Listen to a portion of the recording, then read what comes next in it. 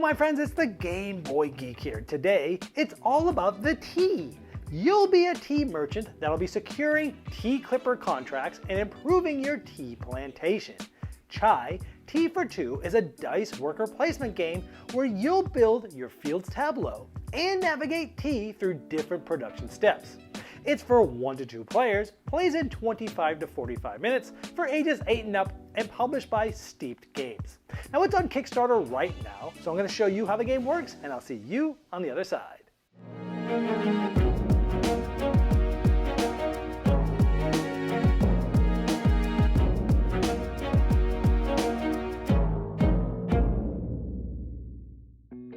This is a Kickstarter preview, so all the art and components you see here, they're not final. You're going to want to check the Kickstarter link in the description of this video to see everything that is final in the Kickstarter campaign and what is coming in it.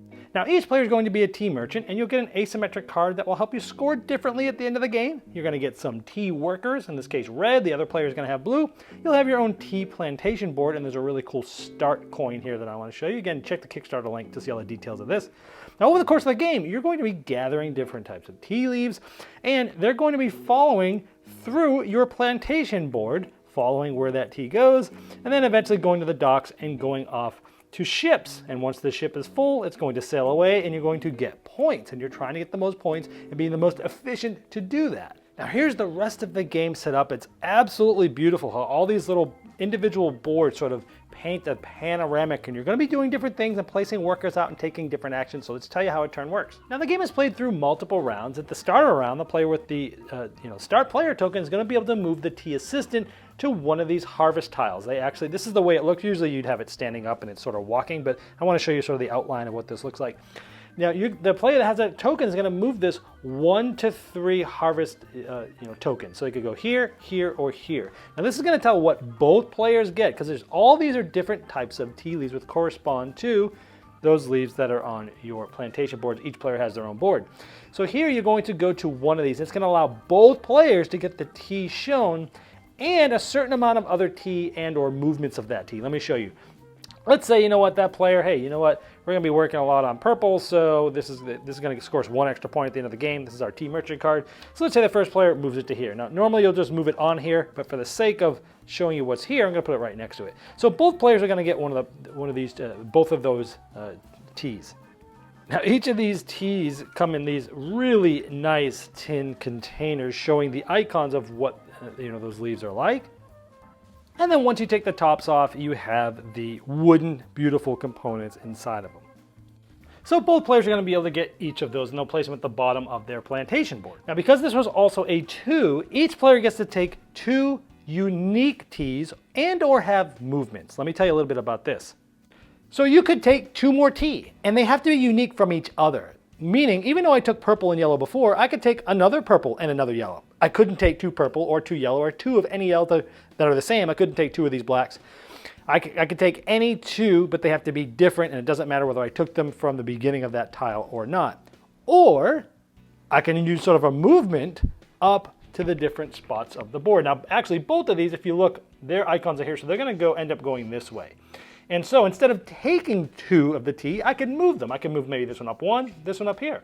Or maybe I move this one here and this one here. That's 2. Or maybe I take 1 of the tea and I move this up 1 because that's 2. So let's do that, for example. Let's say we took 1 more purple and then we moved it up. So that was 2. So all different flexibility of what you can do. Now once that's done by both players, this tile, and then the assistants there, this tile is going to get taken. It's going to get flipped and placed all the way over on the other side of the board. And it's going to get placed in the furthest clockwise spot. So it flipped, it's the same 2 tea leaves, and it flipped from a 2 to a 5, kind of like how a die would work, for example. And it gets placed here, which means it's going to be like the furthest away place for that assistant to move. Because remember, the next round, the player with this token is going to move this 1 to 3, 1, 2, 3. But if let's say it was here, when this happened, they could go here, or they're going to start going to the other side of the board, working their way clockwise. So that's sort of how the action selection works. Next, both players are going to roll all their tea workers. Again, one player's red, the other player has blue dice, and then starting with the start player token, each player is going to go back and forth, placing these workers in different spots. Now, one of the places you can place workers are on this board, and it will immediately grant you an action of gathering one of these tea plantation cards, and these are going to help you sometimes score points at the end of the game, but also manipulate how T moves through your plantation board. So for example, you see a 1, 2, 3, 4, 5, and a 6. In order to activate and take one of these cards, you need to place a die that is that number or higher, and then you take the card. For example, if we want this one, we would have to place a 4 or higher. And once I do that, no one else can go here this round. So I could take this card, and you could place this card anywhere around the side of your board. You see how it lines up like this. Now, if I put it here, these are crates, and they all sort of work a little differently. This one is when you place a card, you could activate it. And so this would move this into this crate, and at the end of the game, this is going to be worth 2 points. Now, these activate when you place them, and when things move up. So let's say I place this, this would move up. Later on, when this one moves up, well, it could also go here like this, and that would give me a point. So you could plan for things like that, and that's how sort of the crates work. Now you could place a 3 or higher here. Maybe you didn't have a 3. So maybe you could place a 4 there, and you take this card, for example. So now if I place this card here, this is going to allow up to 2 of these purple leaves to go in here, and then this gets flipped, which means you're going to have to do something to flip this over, and we'll talk about that later. And it has moved that here, but this one can move up to 2.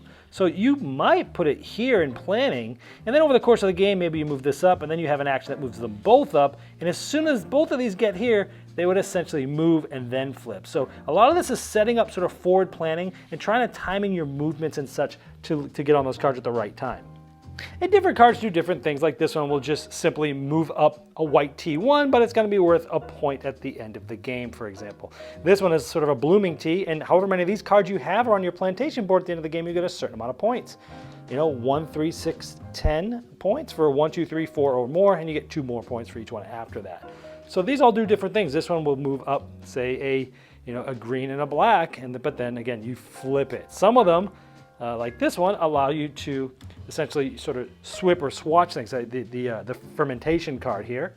This allows you to swap, this into that or that into that, and then move that T up 1. So these can be very useful. Now, if you go here for a 6, you actually get to draw the top 3 cards, select one to place, and you put the other ones back on top in any order that you want. Now, I should mention, when placing workers and such, you can discard any single tea leaf back to the supply to, as you're placing a worker, change that by 1. So you could change a 3 to a 4, a 3 to a 2, but it wraps. I could change the 1 to a 6 or a 6 to a 1 as well. So the 1 could be a 2 or a 6.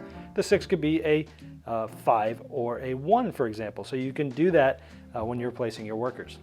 Now these spots on the palace board allow you to do different things. Like let's say the blue player now goes here. They can move one of the plantation cards. These are all the ones that sort of the T plantation cards we've been just talking about over here. If you have one around your board, you can move it to an empty slot that you have, right? And so maybe they've done that, and we could actually do that too, because there's actually 4 slots that you could do for this action. Or maybe you take this action, and I go here instead. This allows you to swap any 2 of those cards around your board with each other.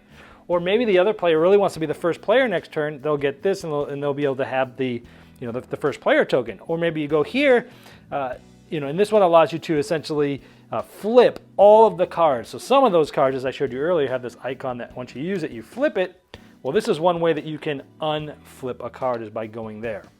And in this case, this action actually flips over all the cards that you've already flipped down. So it can be pretty powerful if you time it right. But there's only one spot. Once someone goes here, no one else is going there this round. Next, we'll talk about a harbor, which is going to be trying to get these ships to come to your plantation board at the end of the round. Now, you have to place between 2 and 4 dice there that are sequential. So I placed a 1 and 2 because I really want this one. Now, the other player can come along and they can try to displace me. For example, they might be able to come here and place a 2 and a 3. Because it's the same amount of dice and it's higher than this, this gets displaced. Now, I can decide whether to sort of fight back. I might have, a 3 here. So I could go like this, go, nope.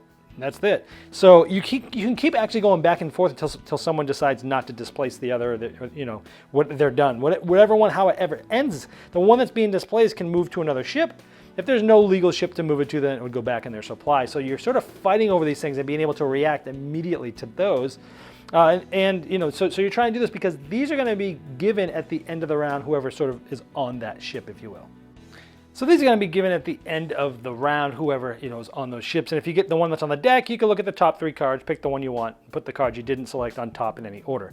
This one's kind of cool because it's sort of a wild, where some of these you need a specific amount and types of tea. We'll get to that in just a moment, but this is going to happen at the end of the round. So let's look at the production board. Now here you'll see a bunch of equal signs. You have to place at least 2 dice that are equal. You'll start at the top. And over the course of the round, like the other player might push you down, because instead of having 2 2s, they have 2 3s, and 2 3s is higher than 2 2s, so they've pushed you down because this is going to give you better production at the end of the round. We'll talk about that in a moment, but you're trying to be at the top of this track, if you will. Now, they could have actually pushed you down with 3 1s because it's always the amount of dice always beats, you know, the smaller amount of dice regardless of how many pips are on each of those dice. So 3 dice to 2, this is in the lead even though these are 2s. But let's say I still had some dice left, and you know what? I'm going to add a 2, and this actually will now knock this down because I have 3 2s and they have 3 1s. So there's a little bit of jockeying for position here, but obviously in each of the rows they have to be the same die. Now, after all players are done placing their workers, and this might be different, someone might be out of dice and someone might still have some depending on how many they've placed and things like that, you're going to resolve these ships so that the ones that your dice are on, you'll grab those. And you'll place it at the top. There's actually 3 spots here. Now let's just say I had these moved up here, and we see that this is sort of the docks here. So this would move right to here, and if you could fulfill a ship, you must do so. So we do this. This is going to end up giving us 5 points. This gets, you know, this sails off, and that. You can only hold 3. If you ever get a 4th ship or another ship and it's full, you would have to just decide which ship to discard and such. So yeah, so you're going to be moving them here to some of these cards like this. But let's say maybe we didn't get this one. Maybe we got this one. So now this one, we can move this here, and now we need a green and a blue. And if I had a green and blue here, I would have to put it on here, or at least to another ship there, because you need to try to fulfill it if you can. Now you can move it from here to another ship if you want to, if it makes sense. But again, if you can make a ship go, you've got to. This one's going to be worth 7 points if we're able to get the green and the blue on there as well.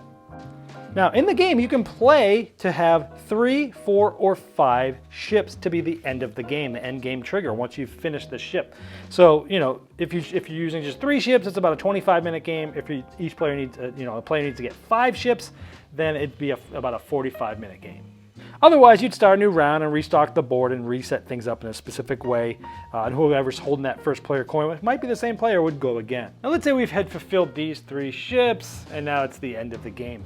You're going to get points, and you're going to get points again for all the ships that you've fulfilled from the top numbers there of those.